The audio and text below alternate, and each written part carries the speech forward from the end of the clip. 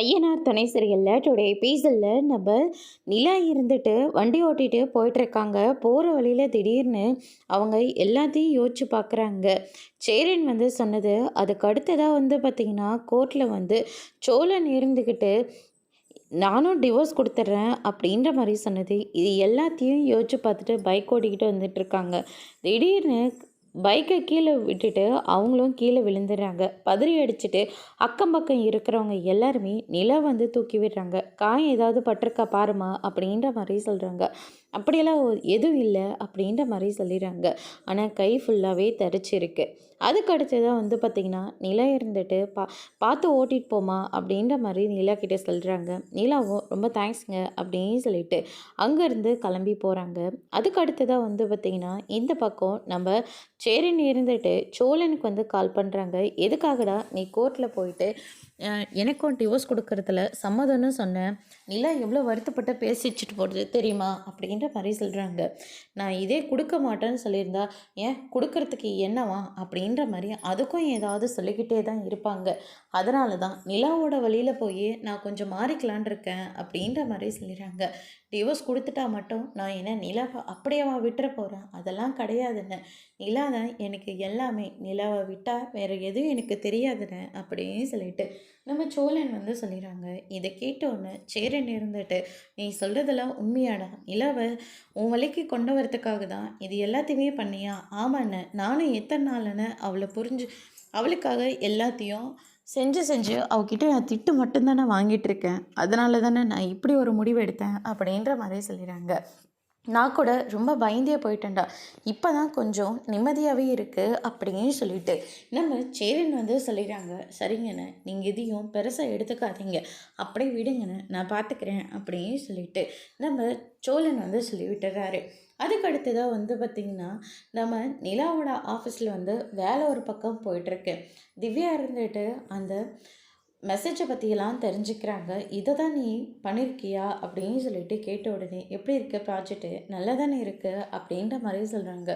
ரொம்பவே சூப்பராக இருக்குது, நாளைக்கு கிளைண்ட்டும் இந்த மாதிரி தான் கேட்பாங்க போல இருக்குது அப்படின்ற மாதிரி திவ்யா சொல்லிக்கிட்டு இருக்காங்க. அதுக்கடுத்து தான் இந்த சைடு நம்ம ராகவ் இருந்துட்டு திவ்யா எந்திரிச்சு போனதுக்கப்புறமா அவங்க உள்ளே வராங்க. வந்த உடனே பார்த்திங்கன்னா நிலா ப்ராஜெக்ட்லாம் முடிஞ்சுதா அப்படின்னு சொல்லிட்டு கேட்ட உடனே நீங்களும் ஒரு தடவை செக் பண்ணிக்கோங்க ராகவ் அப்படின்னு சொல்லிட்டு ராகவ் கிட்ட எக்ஸ்பிளைன் பண்ணிகிட்ருக்காங்க. ராகவ் இருந்துட்டு நிலாவே பார்த்துக்கிட்டு இருக்காங்க. ரொம்ப நல்லது தான் இருக்குது, ஆனால் இன்னும் கொஞ்சம் இதெல்லாம் நம்ம இன்னும் கொஞ்சம் பெட்டராக டீல் பண்ணணும். அதனால் ஈவினிங் நம்ம ஒரு காஃபி ஷாப்புக்கு போகலாமா? ஏன் இங்கேயே ஒரு காஃபி ஷாப் இருக்குல்ல, அதனால் இங்கேயே காஃபி குடிச்சிட்டு நீங்கள் எப்போ ஃப்ரீயாகுன்னு சொல்லுங்கள், அப்போ இங்கேயே எல்லாத்தையும் முடிச்சுக்கலாம் அப்படின்ற மாதிரி சொல்லிடுறாங்க. அதுக்கடுத்து தான் பார்த்திங்கன்னா ராகவ் இருந்துட்டு இங்கெல்லாம் வேண்டாம், நம்ம 2 பேரும் தனியாக போகலாமே அப்படின்ற மாதிரி சொல்லிடுறாங்க. நம்ம 2 பேருமா அப்படின்னா ஆஃபீஸில் இருக்கிறவங்க யாரும் வரது இல்லையா அப்படின்னு சொல்லிட்டு கேட்ட உடனே ஆஃபீஸில் இருக்கிறவங்க எதுக்காக வரணும்? இந்த ப்ராஜெக்டை பண்ணுறது நீங்களும் நானும் மட்டும்தானே, அப்புறம் எதுக்காக ஆஃபீஸில் இருக்கிறவங்களாம் வேணும் அப்படின்னு சொல்லிட்டு ராகவ் சொல்லிட்டுறாங்க. அதுக்கு அடுத்ததான் இல்லை ராகவ், நான் இந்த ப்ராஜெக்டுக்காக டே அண்ட் நைட்டு ஒர்க் பண்ணிகிட்ருக்கேன். 1 ஹவர் இதுக்காகலாம் என்னால் ஒதுக்க முடியாது, வேணா இங்கேயே இந்த ப்ராஜெக்டை பார்த்துக்கோங்க அப்படின்ற மாதிரி நிலா சொல்லிடுறாங்க. இதை கேட்டோன்னு ராகவ் ரொம்பவே அப்செட் ஆகுறாங்க. திவ்யா இருந்துட்டு எதுக்காக ராகவ் கிட்டே நீ இப்படியெல்லாம் பேசினேன், கூப்பிட்டா போக வேண்டியதுன்னு அப்படின்ற மாதிரி சொல்லிடுறாங்க. என்ன விளையாடிட்டு இருக்கியா? அவர் கூப்பிட்டா நான் என்ன போயிடணுமா? இங்கே பாரு, நிறையா வேலை இருக்குது, இதுக்காக நான் ரொம்பவே கஷ்டப்பட்டிருக்கேன், இதுக்காகலாம் இவர் கூப்பிட்டன்றதுக்காகலாம் என்னால் இங்கே இருந்தெல்லாம் கிளம்ப முடியாது. அது என்ன நாங்கள் 2 பேரும் மட்டும், அதெல்லாம் ஒன்றும் தேவையில்லை அப்படின்னு சொல்லிட்டு நிலா சொல்லிடுறாங்க. இதை கேட்டோன்னே திவ்யாவும் நிலா மேலே கோவப்பட ஆரம்பிக்கிறாங்க. அதுக்கு அடுத்து தான் பார்த்திங்கன்னா நம்ம சோழனும் நம்ம பல்லவனும் வீட்டில் இருக்காங்க. அந்த நேரம் பார்த்து நம்ம சேரன் வீட்டுக்கு வராங்க. என்னென்ன நீங்கள் இந்த நேரத்தில் வீட்டில் இருக்கீங்க அப்படின்னு சொல்லிட்டு கேட்ட உடனே நீ எதுக்கடா இப்போ வீட்டுக்கு வந்த அப்படின்ற மாதிரி சொல்கிறாங்க. என்னென்ன என்ன கேள்வி கேட்டுட்ருக்கீங்க? எனக்கு சவாரி இல்லை, அதனால் நான் வீட்டுக்கு வந்துட்டேன். ஆனால் இன்றைக்கி உனக்கு அங்கே வேலை இருக்கும்ல, நீ அதை விட்டுட்டு இங்கே வந்துட்ட. எங்களுக்கு இன்ஜினியரிங் இருக்காருல்ல, அவங்க பையனுக்கு காது குத்துறாங்களாம், அதனால் கூப்பிட்டாரு. என்ன இன்ஜினியரோட பேரனுக்கா இல்லை அவங்க பையனுக்கா? இத்தனை வருஷமாவோ குழந்தை இல்லாமல் இருந்தது அப்படின்ற மாதிரியா சொல்லிடுறாங்க.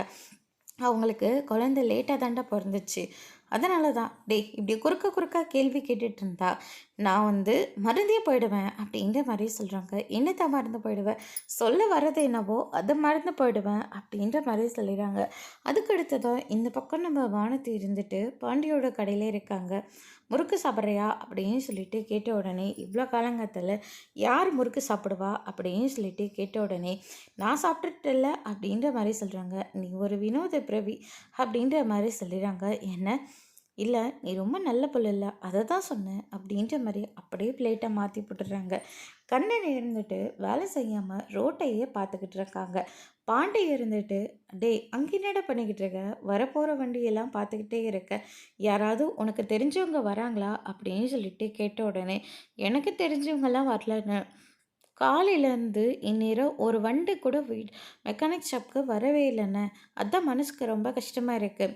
ஏதோ நீங்கள் வேலை செய்கிறவங்கள இருந்திருந்தா கூட வண்டி வந்தால் என்ன வராமல் போனால் என்னன்னு கூட நான் இருந்திருப்பேன். ஆனால் இப்போ இந்த கடைக்கு நீங்கள் ஓனர் ஆகியிருக்கீங்க, நீங்களும் 10 காசு பார்க்கணும் இல்லையா? அதனால தான் நானும் பார்த்துக்கிட்டே இருக்கேன். ஒரு வண்டி கூட வரல. ஒரு வண்டி கூட இல்லையா? அதில் பிரேக்கை செக் பண்ண சொன்னேன், இதில் லைட்டரை மாற்ற சொன்னேன். என்ன பண்ண நீ? எதுவுமே பண்ணாமல் இருக்கல்ல. முதல்ல இருக்கிற வண்டியை சரி பண்ணி கொடுப்போம், அதுக்கப்புறமா மற்ற வண்டி கதையெல்லாம் பார்த்துக்கலாம் சரியா அப்படின்னு சொல்லிட்டு நம்ம பாண்டி வந்து சொல்லிக்கிட்டு இருக்காங்க. அதுக்கு அடுத்ததாக வானத்தை இருந்துட்டு இதுக்கு எல்லாத்துக்கும் என்னோட ராசி மட்டும்தான் காரணம். எங்கள் வீட்டில் எங்கள் அப்பா தான் எந்த விஷயம் நடத்தினாலையும் முதல்ல என் கையால் தான் ஆரம்பிப்பார். என் கையால் அவருக்கு இது வரைக்கும் பிபி மாத்திரையை கூட கொடுத்ததில்ல தெரியுமா? ஏன் எதுக்காக கொடுத்ததில்ல? இல்லை என் கை ரொம்பவே ராசியான கை. அதனால் எங்கள் அப்பா வந்து நான் அந்த பிபி மாத்திரை கொடுத்தனா சீக்கிரமாக சரியாகாதுன்னு அவர் நினச்சிட்ருக்காரு. அதனால தான் இந்த மாதிரி விஷயத்துலலாம் நான் உள்ளே போக மாட்டேன். ஆனால் மற்ற எல்லா விஷயத்துலேயும் நான் தான் முதலால் இருப்பேன். ஏன்னா என் கைராசி அப்படி அப்படின்ற மாதிரி சொல்லிடுறாங்க. இதே இந்த மெக்கானிக் ஷாப்கிட்ட என் கையால் திறந்துருந்தா இந்நேரம் எத்தனை வண்டி வந்திருக்கோம். ஆனால் இங்கே பாரு இங்கே அப்படி நடந்துச்சா? இல்லை இல்லை, அதனால தான் ஒரு வண்டி கூட வரவே இல்லை அப்படின்ற மாதிரி சொல்லிடுறாங்க. சொல்லி வாய மூடல அதுக்குள்ளே கிளைண்ட்டாக வந்துக்கிட்டே இருக்காங்க. பாண்டி இதில் நான் பசங்களை வேறு ஸ்கூலுக்கு கூட்டிகிட்டு போகணும், ஸ்டார்ட் ஆகலை, கொஞ்சம் சரியாக பாரு அப்படின்ற மாதிரி சொல்லி ஒவ்வொரு வண்டியாக வந்துக்கிட்டே இருக்குது. பாண்டி நல்லா பார்த்துக்கோ, நிறைய காசு இருக்க கண்ணா அப்படின்னு பத்திரமா எடுத்துகிட்டு போய் கல்லால் வை அப்படின்ற மாதிரி சொல்லிடுறாங்க. என்ன வானதி ஏதோ சொன்னேன், ஆனால் இங்கே பார்த்தியா இப்போ கூட ஒன்றும் இல்லை ப்ரோ, நான் இந்த இடத்துல தானே இருக்கேன், நான் போயிட்டேன்னா இங்கே நயா பைசா கூட கிடைக்காது அப்படின்ற மாதிரி சொல்லிக்கிட்டு இருக்காங்க. இவ திருந்தவே மாட்டாடா அப்படின்னு சொல்லிட்டு பாண்டி ஒரு பக்கம் நடிச்சுக்கிட்டு இருக்காங்க. அதுக்கடுத்து தான் இந்த சைடு வந்து பார்த்திங்கன்னா நம்ம சேரன் இருந்துட்டு ரொம்பவே சூப்பராக வந்து நிற்கிறாங்க.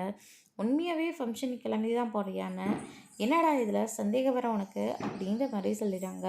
அதுக்கு அடுத்ததான் வந்து பார்த்தீங்கன்னா ஏதோ புசு புசுன்னு கொசா இருந்த மாதிரி அடிச்சுப்பில்ல அது இருக்கா, சென்ட்டு பாட்டில் சொல்கிறியா, அங்கே தான் இருக்குது பாருன்னு அப்படின்ற மாதிரி சொல்கிறாங்க. சென்ட்டெல்லாம் அடிச்சுக்கிட்டு அவர் பாட்டை கிளம்பி போகிறாங்க. சம்திங் ஃபிஷ்ஷன் அப்படின்னு சொல்லிட்டு நம்ம சேரனை ஃபாலோ பண்ணிட்டு போகிறாங்க. அதோட இன்னைக்கான எபிசோட் முடிச்சிருக்காங்க. இனி ஐயனார் துணையில் அடுத்தடுத்து என்னெல்லாம் நடக்க போகுதுன்றதை வெயிட் பண்ணி பார்க்கலாம். தேங்க்யூ.